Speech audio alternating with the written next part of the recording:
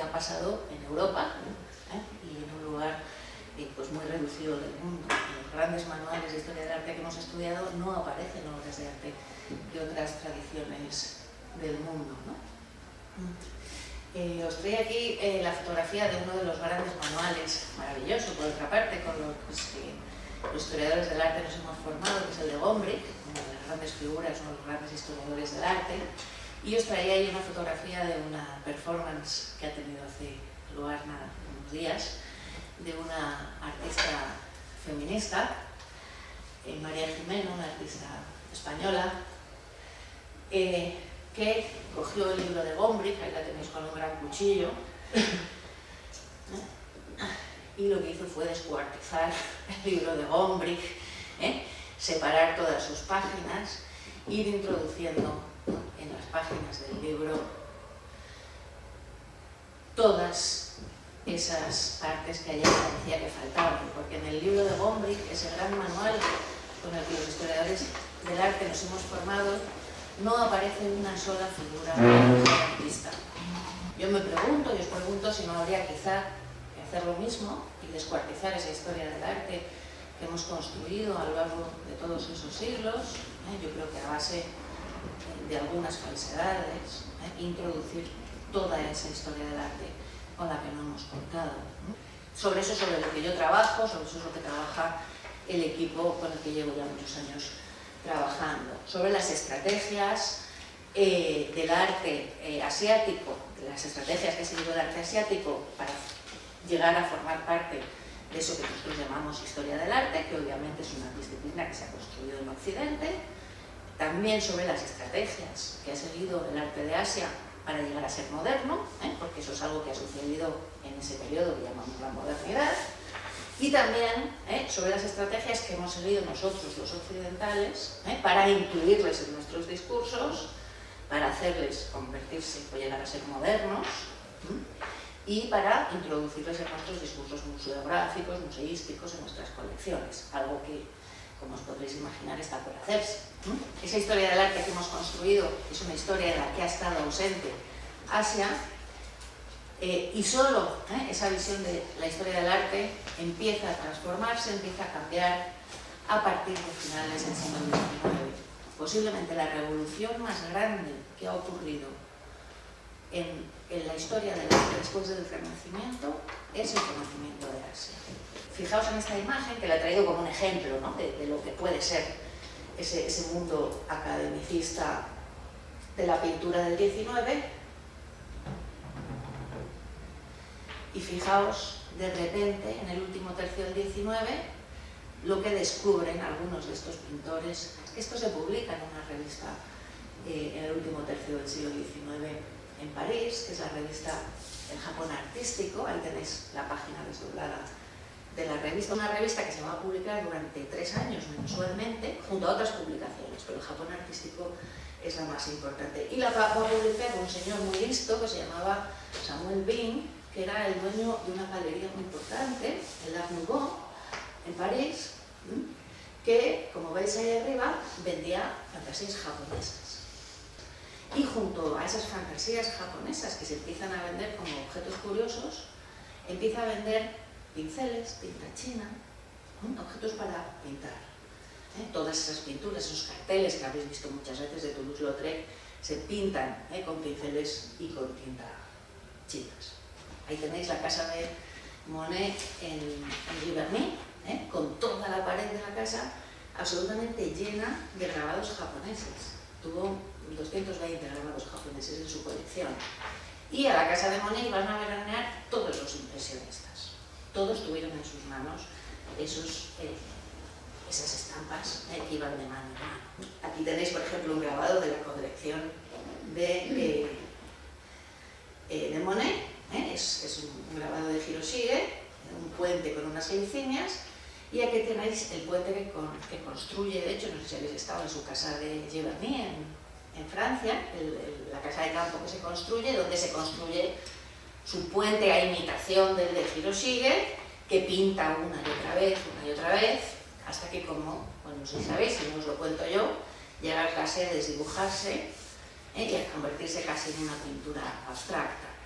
El padre de la abstracción lo que hace realmente es desdibujar un puente que tiene su origen en un grabado japonés. Y de todos esos objetos que tenía iba extrayendo los motivos que luego se convierten en los recursos plásticos que van a abrir paso a la vanguardia en su pintura.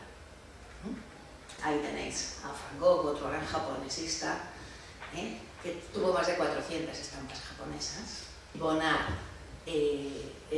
Vuillard, Gauguin, todos los nabis copiaron, reinterpretaron obras japonesas que llevan al arte europeo a situarse en el desfiladero que les va a encaminar a la vanguardia.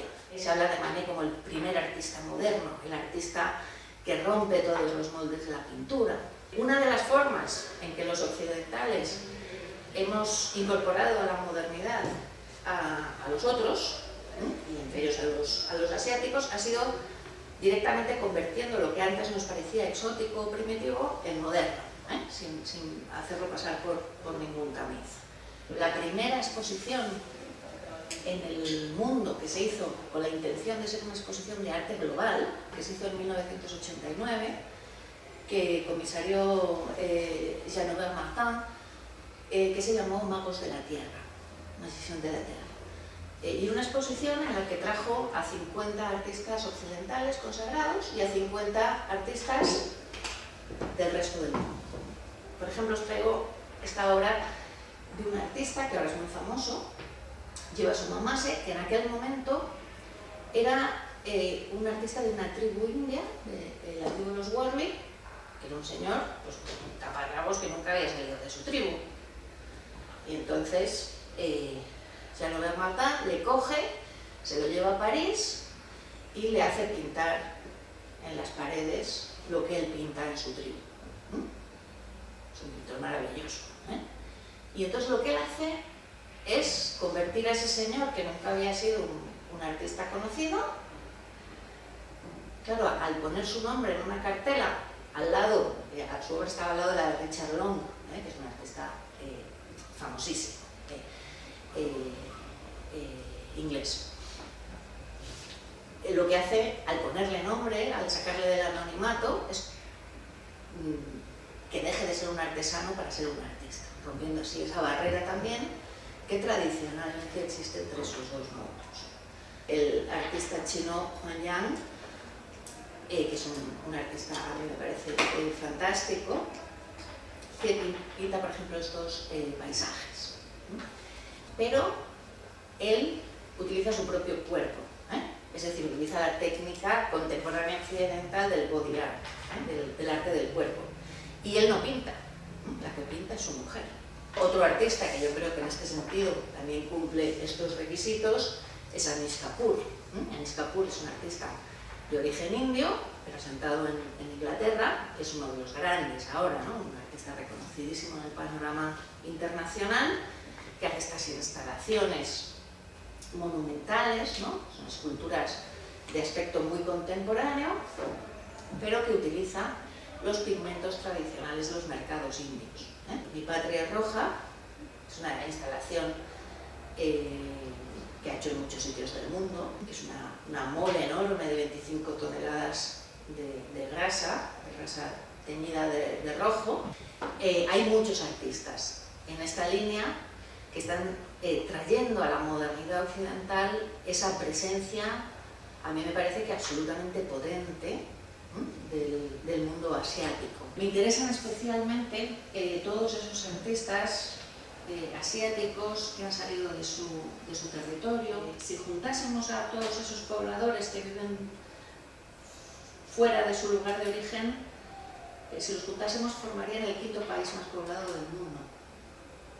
Personas que ya no están en el lugar de donde nacieron, que han tenido que crearse nuevos hogares, que están como a la búsqueda de una nueva identidad, y el arte es una suerte de lugar para buscar esa identidad, Os traigo algunos ejemplos de estos artistas. Os traigo a Xu Ping, que es un artista chino, pero asentado en Estados Unidos, que ha viajado y ha estado en varios lugares del mundo, que tiene esta obra increíble que se llama A Book from the Sky, que es una obra que la coloca en forma de instalación de varias maneras, en la que ha creado todo un alfabeto.